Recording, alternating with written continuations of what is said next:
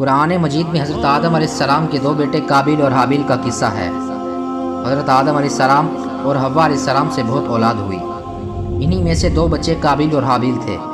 قابیل بڑا لڑکا تھا لیکن یہ ماں باپ کا کہنا نہیں مانتا تھا۔ حابیل چھوٹا بھائی تھا جو ماں باپ کا کہنا مانتا تھا۔ اکلیمہ ایک لڑکی تھی جس سے قابیل شادی کرنا چاہتا تھا، مگر حضرت آدم علیہ السلام اور حوا علیہ السلام اس کی شادی اپنے چھوٹے بیٹے حابیل سے کرنا چاہتے تھے جو نیک اور شریف تھا۔ اس لیے قابیل اپنے ماں باپ اور بھائی کا دشمن ہو گیا۔ اللہ نے حکم دیا کہ تم دونوں قربانی کر کے پہاڑ پر رکھاؤ، جس کی قربانی قبول ہوگی اس سے اکلیمہ کی شادی کی جائے گی۔ اللہ کو اپنے نیک بندے پسند ہوتے ہیں اور وہ ان کی مدد کرتا ہے۔ آسمان سے ایک آگ آئی اور حابیل کی قربانی کو لے گئی، یعنی حابیل کی قربانی قبول ہو گئی۔ اب اس کے بھائی قابیل کو بہت غصہ آیا۔ اس نے حابیل سے کہا کہ میں تجھ کو قتل کر دوں گا۔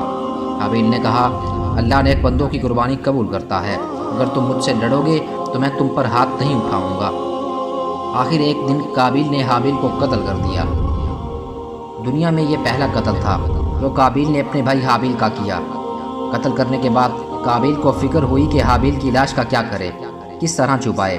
اس نے دیکھا کہ ایک کوا چونچ سے زمین کھود کر ایک دوسرے مرے ہوئے کوے کو دفن کر رہا ہے۔